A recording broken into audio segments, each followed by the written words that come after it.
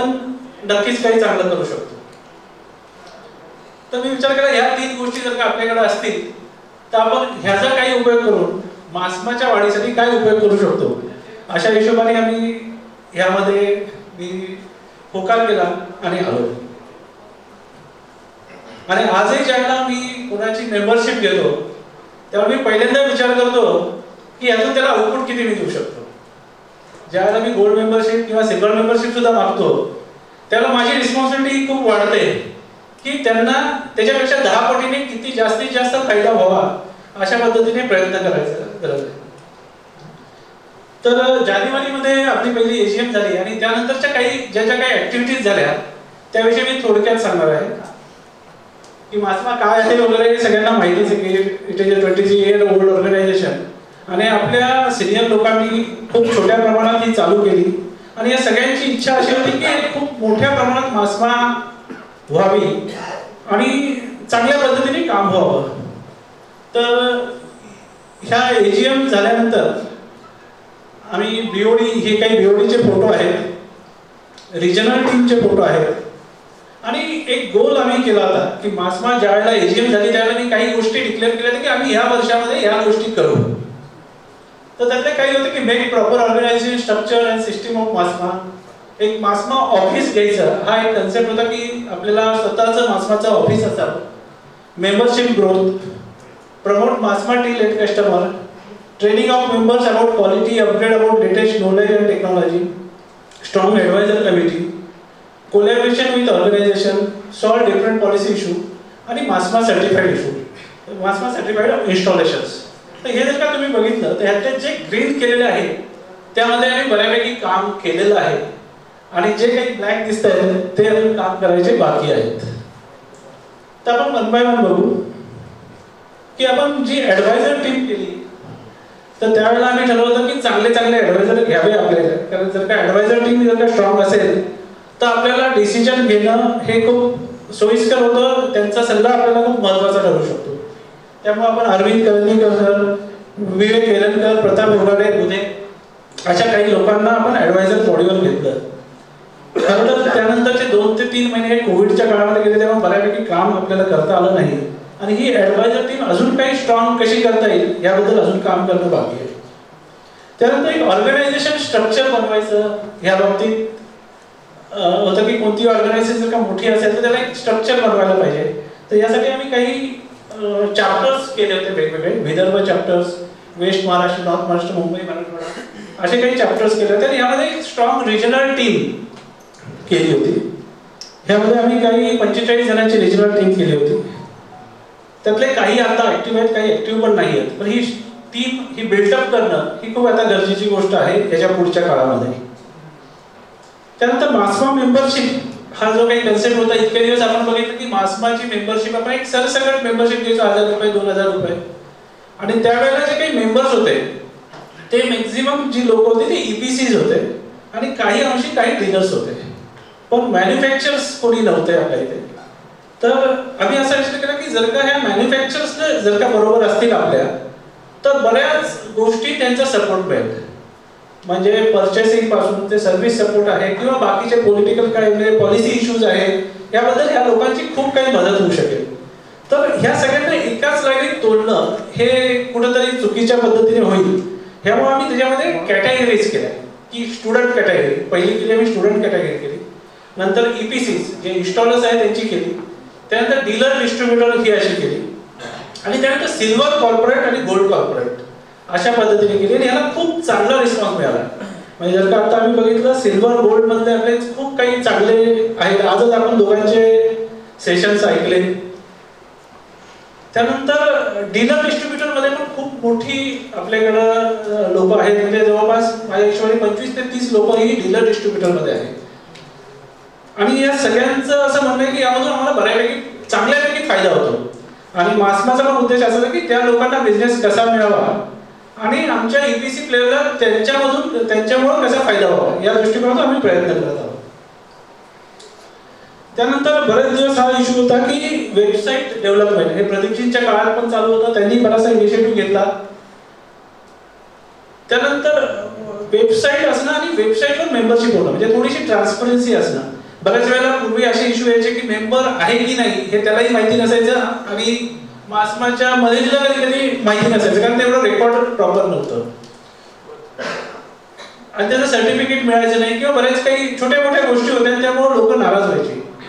तर आम्ही केलं की हे ऑनलाईन जे काही आहे वेबसाईटवरून तुम्ही जर का मेंबरशिप घेतली तर तुम्हाला वेबसाईटवरूनच सर्टिफिकेट मिळेल, वेबसाईटवरूनच रिसिप्ट मिळेल, पेमेंट रिसिप्ट मिळेल आणि तुम्हाला एक मेंबर मासमा आय डी मिळेल. आज ह्या आय डीमुळे तुम्हाला तुमची एक आयडेंटिटी होईल की तुम्ही कधी मासमा आय डी नंबर सांगितला की आम्ही आता प्रत्येक वेबिनारमध्ये विचारतो किंवा प्रत्येक ज्याला आम्हाला एमएससीडीसीला किंवा कोणाला करस्पॉन्डन्स करायचं आहे मेंबरसाठी तर आम्ही जर तुझा मासमा आय डी नंबर काय त्यामुळे एक आयडेंटिटी मिळाली. त्यानंतर आपण बघतो की वेगवेगळ्या आता आपण टेंडर ह्याविषयी भरपूर काही बोलतो पण बऱ्याचशा गोष्टी ह्या आपल्या बिझनेस वाढीसाठी खूप गरजेच्या असतात. तर या संदर्भात आम्ही काही बरेचसे चांगले वेबिनार्स केले. तर आम्ही SI थ्रू पहिला जो वेबिनार केला होता तो sales promotion 6 steps in sales promotion आणि याला खूप चांगला रिस्पॉन्स मिळाला आणि त्यानंतर एक 6 दिवसाचा एक त्यांनी कोर्स त्यांनी दिला होता. अतिशय खूप कमी पैशामध्ये त्यांनी मासमा मेंबरसाठी केला होता आणि त्याच्यामध्ये जवळजवळ 8 दिवस त्या विषयातले तज्ञ लोक सकाळी 2 तास आणि रात्री 2 तास अशा पद्धतीने हा प्रोग्राम होता आणि हा काहीतरी 500 रुपयामध्ये आपण मासमा मेंबरसाठी अरेंज करून दिला होता. आणि ह्या SIचा बऱ्याच लोकांनी उपयोग पण म्हणून घेतला. जसं आपण काल बघितलं अमित अरोडकर यांना जो पुरस्कार मिळाला त्यांनी ह्याचा भरपूर काही फायदा करून घेतला आणि ते ह्याच्याबरोबर काम करतात SI बरोबर. म्हणजे आपल्या प्रत्येक मेंबरनी जर का त्यातून काय घ्यायचं हे ठरवलं तर त्याला भरपूर काही आउटपुट मिळू शकतं. त्याच्यानंतर GIZ थ्रू आम्ही एक ट्रेनिंग प्रोग्राम केला होता. तो पूर्णपणे मराठीत होता आणि जे आपल्याकडची लोक कामं करतात त्यांच्यासाठी क्वालिटी आणि इन्स्टॉलेशन कशा टाईपचे असावं ह्यामध्ये 5 दिवसाचा हा कोर्स होता आणि हा मराठीत होता आणि ह्याला स्किल काउन्सिलनी सर्टिफिकेट पण दिलं होतं. हा फ्री ऑफ कॉस्ट आपण मासमा मेंबरसाठी ठेवलेला होता. नुसत्या स्किल काउन्सिलची फी जी आहे जी एक्झाम फी जी म्हणतो ती 1000 रुपये होती पण ही सगळी आपण मासमा मेंबरसाठी फ्री ऑफ कॉस्ट केली होती. त्यानंतर ज्यावेळेला BIS सोलर BIS वॉटर हीटरसाठी आहे त्याचं पण आपण वेबिनार घेतलं होतं आणि BIS ची जी काही लोक आहेत त्यांनी बऱ्यापैकी सोलर मॅन्युफॅक्चरर्सना मार्गदर्शन केलं की BIS कशा पद्धतीने घ्यावं किंवा याबद्दल बऱ्याच काही ट्रान्सपरन्सी त्यांनी दाखवली. त्यानंतर एक CYTA म्हणून एक संस्था आहे त्या संस्थे थ्रू आपण आपल्याकडचे जे काही लेबर्स आहेत किंवा एम्प्लॉईज आहेत त्यांना गव्हर्नमेंटकडून काय काय बेनिफिट्स मिळू शकतात याबद्दल त्यांनी माहिती दिली. त्याचं रजिस्ट्रेशन कसं करता येईल आपल्याला आणि त्यांना इन्शुरन्स किंवा बाकीचे बेनिफिट्स कसे देता येतील याबद्दल त्यांनी बरंचसं मार्गदर्शन केलं. त्यानंतर रेट्स वाढले बऱ्यापैकी. पाठीमागे ज्याला रेट्स वाढले त्याला आपल्या बऱ्याच मेंबर्सची अशी मागणी होती की कस्टमर आम्हाला रेट देत नाही कारण कस्टमर ऐकायला तयार नाहीये की रेट वाढले, कस्टमर पर्यंत हे पोहोचलेलं नाहीये. त्यावेळेला आपण सगळ्या गोल्ड आणि सिल्वर मेंबर्सला घेऊन एक वेबिनार केला आणि याला प्रेस रिलीज करून त्याला थोडीशी पब्लिसिटी केली आणि पेपरमध्ये ह्या न्यूज आल्या की या रेट्स 35, 30, 40% वाढलेले आहेत. त्यामुळे मेंबरचा असा फायदा झाला की ही न्यूज दाखवून तो कस्टमरला सांगत होता की नाही सर खरं रेट वाढलेले आहे तर मला तुम्ही रेट वाढवून द्या. तर अशा पद्धतीने आपण ते काम केलं. त्यानंतर GST रद्द करा वगैरे आपण त्यावेळेला सांगितलं होतं त्यावेळेला. त्यानंतर विवेक वेलरकरांचा एक वेबिनार घेतलं होतं की know consumer rights about MSCDCL, insurance, banking आणि RTI खाली आपण कशा पद्धतीने माहिती मागू शकतो याविषयी त्यांनी खूप काही सुंदर मार्गदर्शन आपल्या मेंबर्सला केलं. आणि बँकिंगच्या बऱ्याचशा गोष्टी त्यांनी इन्शुरन्स किंवा बँकिंगच्या बऱ्याचशा काही गोष्टी आपल्याला माहिती नाहीये ह्या त्यांनी त्यात कव्हर करून सांगितलं की ज्याच्यामुळे आपल्याला त्या बिझनेसमध्ये या गोष्टीचा कसा काही जास्तीत जास्त फायदा करून घेता येईल. त्यानंतर एक प्रदीपजी पेशकर होते. आम्ही कुलकर्णी नाशिक यांनी प्रदीप पेशकरांना बोलवून हे वेबिनार केलं होतं आणि हे नॅशनल बोर्ड ऑफ MSCBचे डायरेक्टर पण आहेत. तर त्यांनी गव्हर्नमेंट स्कीम्स काय आहे, MSCB साठी वेगवेगळे गव्हर्नमेंट स्कीम्स काय आहे, फायनान्स स्कीम्स काय काय अवेलेबल आहे बिझनेसमध्ये, गव्हर्नमेंट सबसिडी आणि इन्सेंटिव्ह आपण कसे काही घेऊ शकतो आणि याच्यामुळे आपण आपला बिझनेस कसा वाढवू शकतो याबद्दल त्यांनी आपल्याला मार्गदर्शन त्यावेळेला केलं होतं. त्यानंतर करंदीकर सरांनी एक वेबिनार घेतलं होतं की जे मोठे मोठे रूफटॉप प्रोजेक्ट आहेत त्यामध्ये आपण कस्टमरला काय काय ऑप्शन देऊ शकतो, जसं ओपन ॲक्सेस आहे किंवा कॅप्टिव्हमध्ये काय काय ऑप्शन देऊ शकतो याविषयी त्यांनी बरीचशी माहिती सांगितली. त्यानंतर मला वाटतं दुसऱ्या दिवशी आपल्या साताऱ्याच्या साळुंखे सरांची मीटिंग होती आणि त्यांनी मला सांगितलं की मला या गोष्टीचा खूप उपयोग झाला माझ्या कस्टमरला सांगण्यासाठी. तर अशा पद्धतीने हा फायदा बऱ्याच जणांना झाला. त्यानंतर डिझाईनसाठी जे काही आहे ते अकोले सर जयेश अकोलेंनी स्केचअप कसं करायचं, म्हणजे स्केचअप करून 3D मॉडेल कसं तयार करायचं याबद्दल खूप चांगल्या पद्धतीने एक वेबिनार घेतलं आणि आपल्या मेंबर्सना गाईड केलं होतं. त्यानंतर परवा आपले जे अमित अरोकर त्यांनी कुसुम योजनेविषयी एक माहिती दिली होती की ऑपॉर्च्युनिटीज काय काय आहेत कुसुम योजनेमध्ये. आणि त्यांच्याबरोबर बोलल्यानंतर त्यांनी सांगितलं की जवळपास ह्या वेबिनार नंतर 5 ते 6 मेगावॉटचं 9 मेगावॉटचं बुकिंग ॲडिशनल बिल्डिंग करतात. अशा पद्धतीने ह्या प्रत्येक वेबिनारचा कोणाला ना कोणाला तरी नक्कीच फायदा हा होत आहे. त्यानंतर आपले जे काही गोल्ड आणि सिल्वर मेंबर्स होते, वारी आहे, नवासीस, नंतर फ्रोनियस, ह्या सगळ्यांचे आपण वेबिनार घेतले, वेगवेगळ्या इलेक्ट्रॉनिक्सचे घेतले होते मी.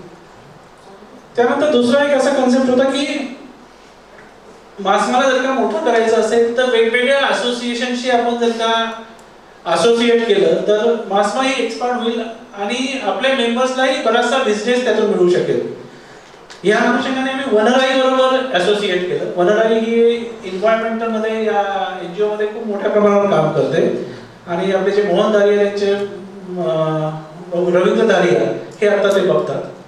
तर त्यानंतर एक अर्थ फाउंडेशन आहे, अशीच ही संस्था आहे की जी एन्व्हायरमेंटसाठी काम करते, त्याच्याबरोबर पण आपण एक असोसिएशन केलं. त्यानंतर NCCI बरोबर केलं. NCCI ची बरेचसे वेबिनार्स आता आपण अटेंड करू शकतो आणि थोडा इंडस्ट्रियल टच आपल्याला त्या लोकांशी राहतो. त्यानंतर आता परवा दिवशी काही दिवसापूर्वीच आम्हाला एक कॉस्मो म्हणून एक ऑर्गनायझेशन आहे की जी कंट्रोल पॅनल मॅन्युफॅक्चरिंग असोसिएशन आहे आणि याचे 500 मेंबर्स ऑल ओव्हर इंडिया आहेत.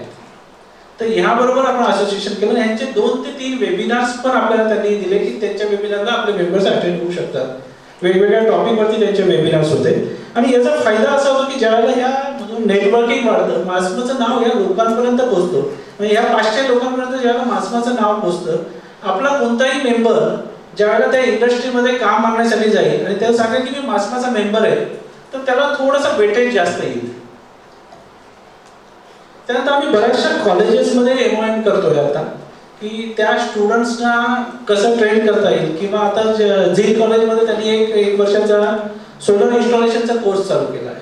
तर त्यांचं म्हणणं असं होतं की तुम्ही मुलांना काय ट्रेन पाहिजे ते सांगा की जेणेकरून ते तिथून बाहेर पडल्यानंतर तुम्हाला जे पाहिजे ते त्यांना येईल. या पद्धतीने आपण त्यांना गायडन्स करत आहोत. असे बरेच झील कॉलेज आहे, KGN आहे, अजून 2-3 कॉलेजेस बरोबर आपलं बोलणं चालू आहे. त्यानंतर दुसरा एक होता की आपलं जे मासमा आहे किंवा जी सोलर आहे की सोलर प्रमोशनसाठी आपल्याला एंड कस्टमर पर्यंत पोहोचणं गरजेचं आहे की एंड कस्टमरला सोलर बद्दल पण माहिती झाली पाहिजे आणि दुसरं की मासमा बद्दल पण माहिती झाली पाहिजे. यासाठी आपण काही काही वेबिनार्स घेतले. हे वसुंधरा अभियानात एक सौर ऊर्जाचं आपण एक वेबिनार घेतलं होतं.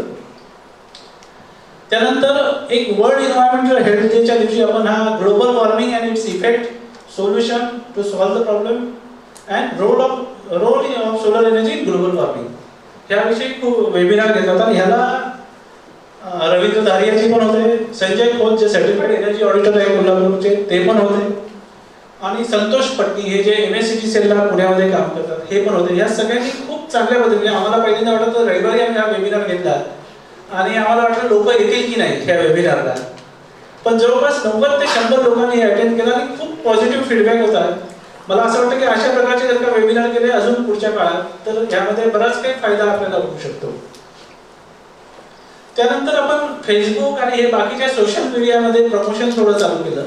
त्यासाठी वेगवेगळे आपण पोस्ट केले आहे की जशी आता सोलर कुकरची पोस्ट आहे, त्यानंतर ऑनग्रीडची काही पोस्ट आहे, अशा वेगवेगळ्या टाईपच्या आपण आता ऑफग्रीड आहे, सगळ्या टाईपच्या जे सोलर रिलेटेड ज्या काही पोस्ट त्या करून आपण एंड कस्टमर पर्यंत याला 2 फायदे आहे की एक तर सोलर विषयी त्याचा अवेअरनेस होईल आणि दुसरं मासमाचं नाव त्याच्यापर्यंत पोहोचेल.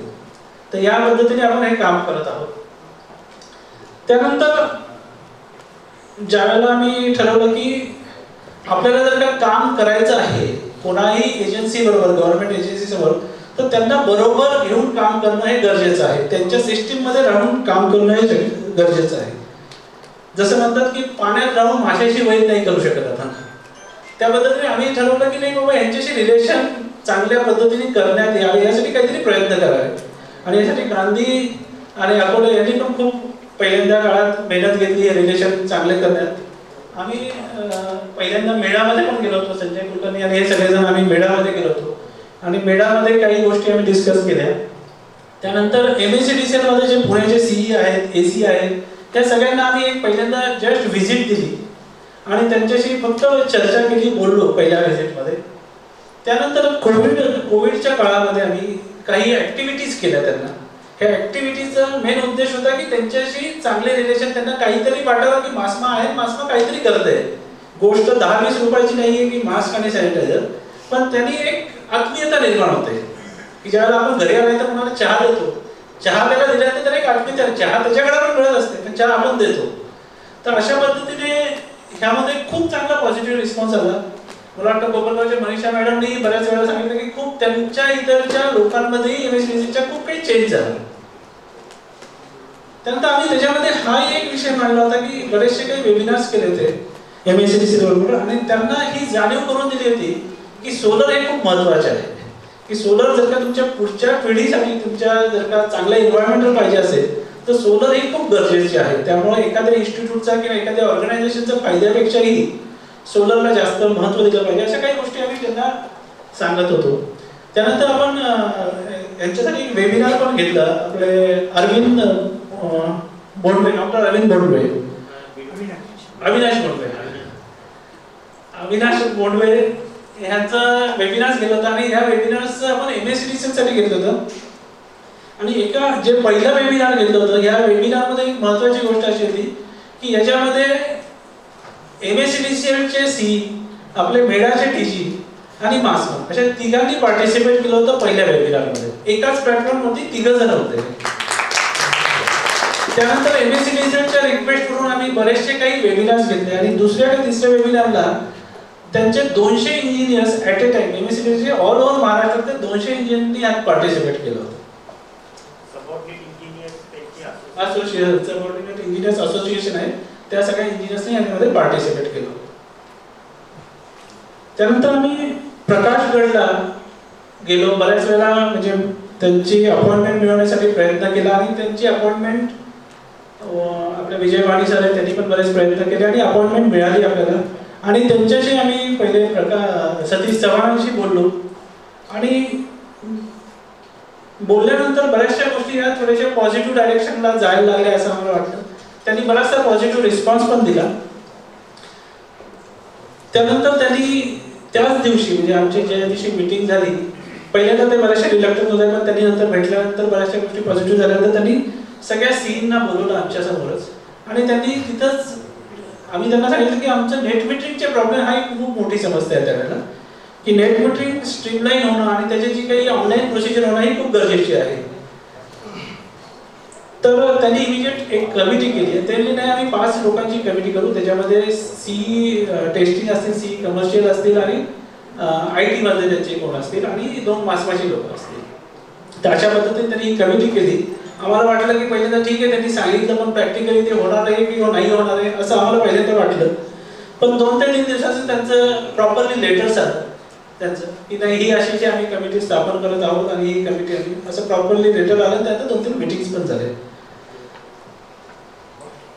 त्या मीटिंग झाल्यानंतर बऱ्याचशा गोष्टी आम्ही त्यांना सुचवल्या. त्यातलं एक उदाहरण मी तुम्हाला सांगतो की पहिल्यांदा 3 फेज मीटर असेल तर 3 फेजच इन्व्हर्टर लावावं असं MSEDCLचं कंपल्शन होतं. तर पहिल्या काही मीटिंगमध्ये त्यांनी काही ऐकलं नाही, ते म्हणजे नाही हे वरतून आलंय आम्हाला काही चेंज करता येणार नाही. परंतु त्यानंतर आम्ही गुजरातचे रेफरन्सेस घेतले, गुजरातमध्ये काय आहे टेक्निकल काही रेफरन्स घेतले, त्यांना दाखवले आणि अल्टिमेटली त्यांनी मांडलं की नाही बाबा 3 फेजला 7 किलोवॅट पर्यंत तुम्ही सिंगल फेज इन्व्हर्टर लावू शकता. आणि ते त्यांनी टेंडरमध्ये पण आताच इम्प्लिमेंट केलं. तर अशा काही गोष्टी मला असं वाटतं की MSCDCLलाही प्रेशर आहे करण्याविषयी आणि आपल्यालाही गरज आहे. म्हणजे दोन्ही साईडनी गरज असलेलं असल्यानंतर काम नक्कीच होऊ शकतं. त्यानंतर आम्ही विजय सिंघलांना भेटलो. MD विजय सिंघल आम्हाला पहिल्यांदा बऱ्याच जणांनी सांगितलं की स्ट्रिक्ट आहे, ते बोलणार नाही किंवा कितपत ऐकतील माहिती नाही, अशा पद्धतीने सांगितलं. त्यानंतर विजय सिंघलांचा आम्ही थोडासा अभ्यास केला की विजय सिंघल यांना 2 वेळा प्राईम मिनिस्टर अवॉर्ड मिळालेला आहे आणि जवळपास अजून 1 ते 2 चांगले अवॉर्ड मिळालेले आहे. त्यावेळेला आम्ही त्यांच्याशी भेटलो. त्यांनी पहिल्यांदा एकच सांगितलं की तुम्हाला जे पाहिजे तेवढंच नेमकं सांगा, मला जास्त तुम्ही काही सांगू नका, स्पेसिफिक सांगा, आम्ही नक्की करू. तर आम्ही काही गोष्टी ज्या सांगितल्या की आम्हाला असे असे प्रॉब्लेम्स आहे, टेंडर पाहिजे वगैरे, त्याने इमिजिएट आमच्या समोर सगळ्यांना बोलवलं. त्यांना सांगितलं की टेंडर तुम्ही फ्लोट करा किंवा काय असं इमिजिएटली त्यांनी इन्स्ट्रक्शन दिले. आमच्या समोर सतीश चव्हाण सगळ्यांना बोलवलं त्यांनी आणि ते टेंडर मला वाटतं त्या काळापासून झालं. त्यानंतर आम्ही सुरीजी आणि आम्ही प्रिन्सिपल सेक्रेटरींनाही भेटलो आणि या सगळ्यांचा इफेक्ट असं झाला की या सगळ्यांमुळे टेंडर इमिजिएट आलं आणि हे सगळ्यांचं टीमवर्क आहे. म्हणजे काही धुळ्यातले लोक काही पॉलिटिकल लोकांना भेटले, विदर्भातले लोक काही राऊतांना भेटले, या सगळ्यांचा काही इफेक्ट असेल पण त्यामुळे टेंडर आलं. हा एक पॉझिटिव्ह इम्पॅक्ट झाला त्याच्यामध्ये.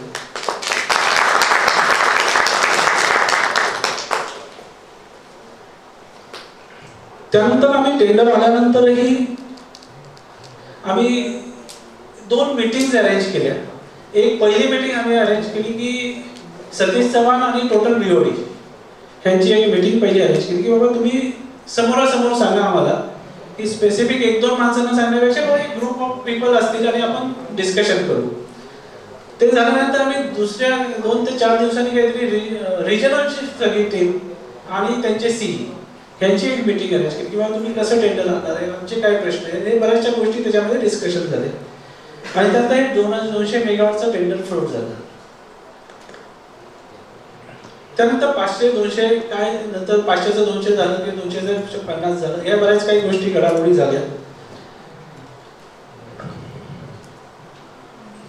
त्यानंतर जे टेंडर आलं त्या दिवशीच आपल्याला आम्ही काही गोष्टी इथं डिस्कस केल्या होत्या, त्यांना काही सजेशन पाठवल्या होत्या. रिजनलची मीटिंग घेऊन आम्ही काही सजेशन पाठवले होते. त्यातल्या काही त्यांनी मानल्या, काही मानल्या नाही, काही चर्चेस होत्या आणि त्यानंतर तुमचं 50 मेगावॉटचं हे टेंडर आता आलं.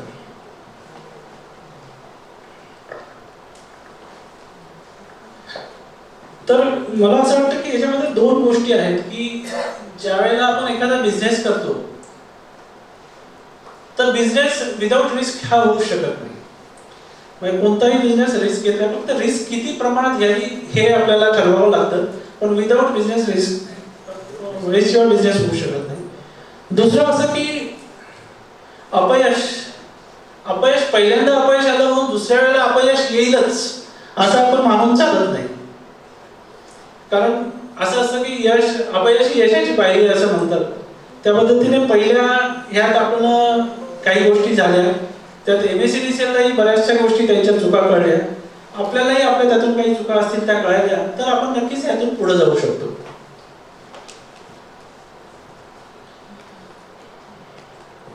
जसं मी म्हणलं की अपयश आणि हे माझ्या स्वतःच एक उदाहरण सांगतो तुम्हाला की मी ज्या वेळेला कॉलेजमध्ये होतो आणि एकदम म्हणजे एक 10 बाय 10च्या रूम मध्ये आम्ही राहत होतो, पैसे नव्हते, कॉलेजची फी भरायलाही पैसे नव्हते आणि